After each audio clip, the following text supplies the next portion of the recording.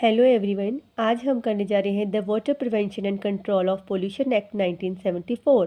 The water prevention and control of pollution act 1974 is a law made by the Indian parliament to control and prevent water pollution in river, lake, pond etcetera.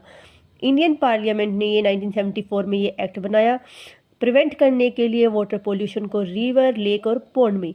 अब यहाँ पे देखने वाली बात ये है कि यहाँ पे बोला गया इंडियन पार्लियामेंट, जबकि हमें पता है वाटर पब्लिक हेल्थ से रिलेटेड जो भी मैटर है वो स्टेट लिस्ट में आते हैं, तो कायदे से तो ये स्टेट को बनाना चाहिए था।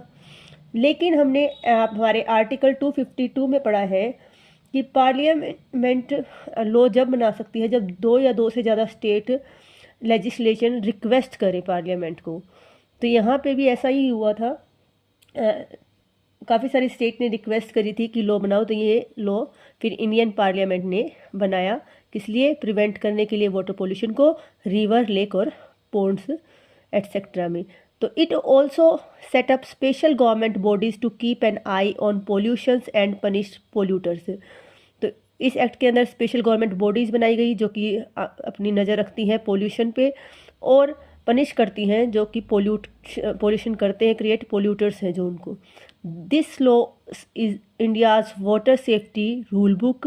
It protect water bodies from becoming dirty and unsafe for human, animal और nature.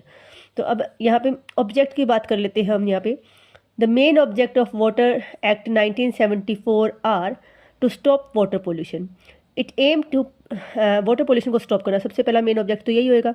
It aims to prevent industry, factories और any other source from discharging dirty water और harmful chemical into rivers, lake और ground water. तो main के मकसद क्या है? जो इंडस्ट्रीज, फैक्ट्री से निकलने वाला जो डिस्चार्ज डर्टी वाटर है जो या फिर हार्मफुल जिसमें केमिकल है वो रिवर, लेक्स या ग्राउंड वाटर में ना ऐड किया जाए। ठीक है, तो ये इसका मेन मकसद है, प्रिवेंट करो इस चीज़ से। ठीक है, ये करता है। उसके बाद to set up pollution control board. तो इसी एक्ट के अंडर हमारे 2 board are created under this act. 2 boards कौन से हैं? वो आपके सेंट्रल पोल्यूशन कंट्रोल बोर्ड और स्टेट पोल्यूशन कंट्रोल बोर्ड, जिसको CPSCB और SPCB बोलते हैं। तो ये 2 कंट्रोल बोर्ड भी मेन ऑब्जेक्ट थे इस एक्ट का। These board make rules, check water quality, inspect factory and take action against polluter. तो जो ये बोर्ड्स का जो मेन वर्क था वो क्या था? रूल्स बनाना, वाटर क्वालिटी से रिगार्डिंग उसको चेक करना, इंस्पेक्ट करना, फैक्ट्रीज को इंस्पेक्ट करना और एक्शन लेना अगेंस्ट द पोल्यूटर। उसके बाद अगला ऑब्जेक्ट है to treat and control the discharge of waste, to treat and control the discharge of waste. Factory and industries must treat their waste water before letting it into any water body. If they didn't they can't be they can be fined और punished. तो यहाँ पे क्या बोला गया? इस act में बोला गया कि इंडस्ट्रीज़ या फैक्ट्रीज़ को अपने वेस्ट को ट्रीट करके ही लीटिंग करना पड़ेगा। अगर वो ऐसा नहीं करती तो उनके ऊपर उनको पनिशमेंट या फाइन चार्ज होगा, पनिशमेंट मिलेगी। ठीक है, तो to provide punishment if anyone break the rule under this act. इस रूल में जितने भी एक्ट बने हैं अगर कोई फॉलो नहीं करता, उसको ब्रेक करता है, तो दे कैन बी फेस जेल और पे फाइन और बोथ। ठीक है, एग्जाम्पल के लिए हम यहाँ पे ले लेते हैं। Let's say there is a factory next to a river. If it start dumping chemical into the river without treating them, the pollution control board can order the factory to stop the pollution, impose a fine, even shut the factory or take the owner to court. यानी अगर कोई factory थी आपकी और वो dumping करी थी chemicals को रिवर के अंदर विदाउट ट्रीटिंग करे, तो क्या किया?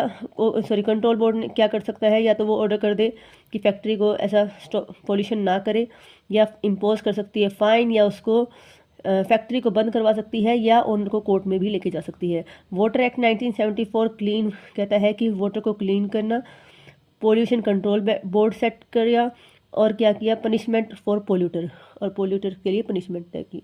तो ये मेन था इस एक्ट के ऑब्जेक्ट। आगे कर लेते हैं। स्कोप एंड एप्लीकेबिलिटी की बात करें तो applies to the whole of India except Jammu and Kashmir before abrogation of article 370, abrogation of article 370 enacted under article 252 of the constitution. यानी आपको बताई दिया, ये मैंने बताया है आपको, कॉन्स्टिट्यूशन के आर्टिकल 252 के अंडर ये पार्लियामेंट ने इसको बनाया।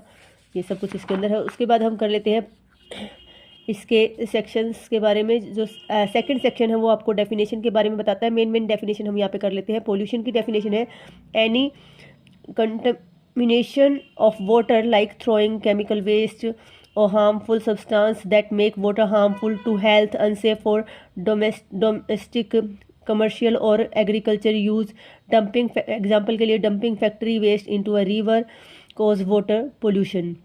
यानी वाटर पोल्यूशन क्या है? कंटेमिनिंग ऑफ वाटर लाइक मतलब थ्रो कर दिया केमिकल्स को या वेस्ट हार्मफुल सब्सटेंस को, जिससे क्या हुआ जो कि हम हार्मफुल हमारी हेल्थ के लिए या डोमेस्टिक के लिए वो अनसेफ है, या कमर्शियल के लिए और एग्रीकल्चर यूज़ के लिए यानी यूज़ के लायक नहीं है।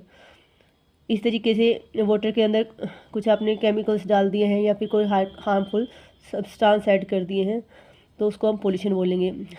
सीवेज इफ्लुएंट, ये आपकी सेक्शन 2 के जी में डिफाइन है।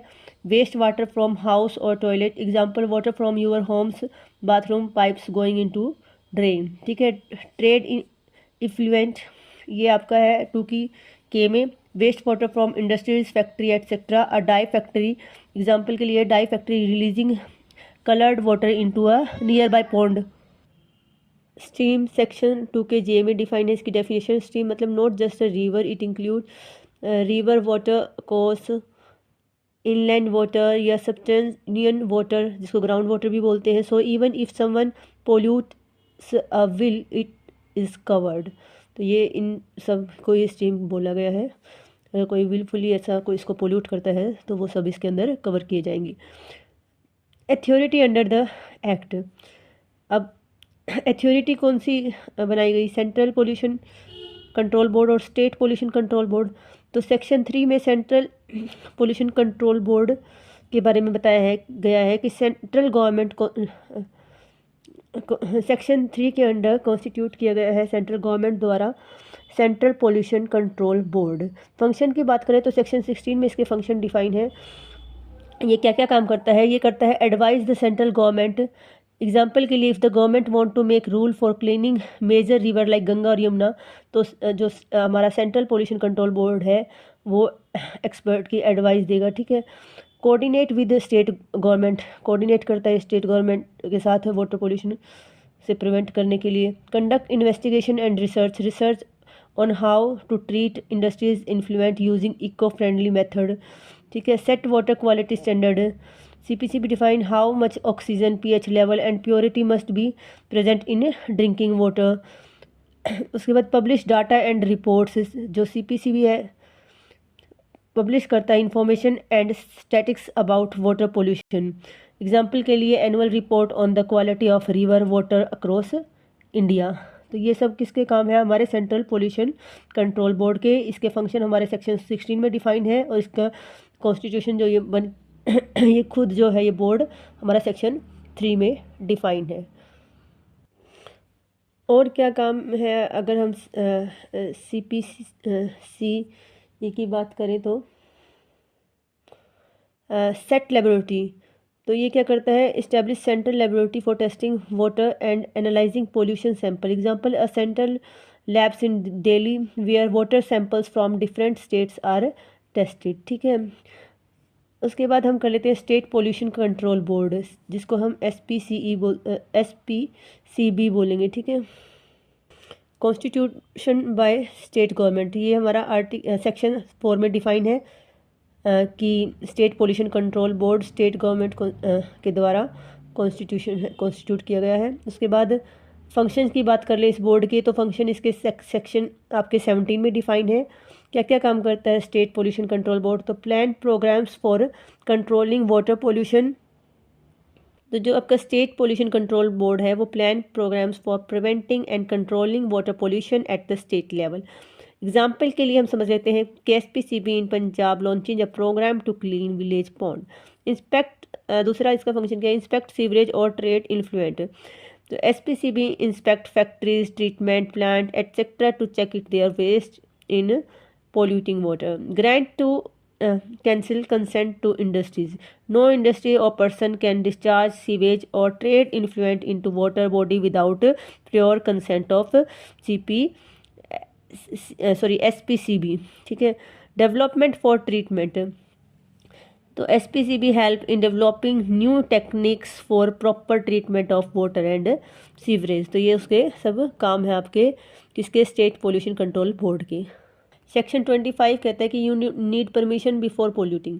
सेक्शन 26 कहता है कि even if you were already polluting get permission now. No one old और न्यू कैन डिस्चार्ज सीवेज और waste into our waste bodies without asking the pollution control board.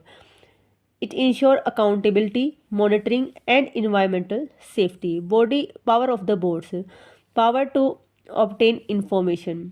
Section 20 बोलता है the board can ask any industry to provide detail about the waste they discharge. Section 23 क्या बात करता है, power to entry and inspection.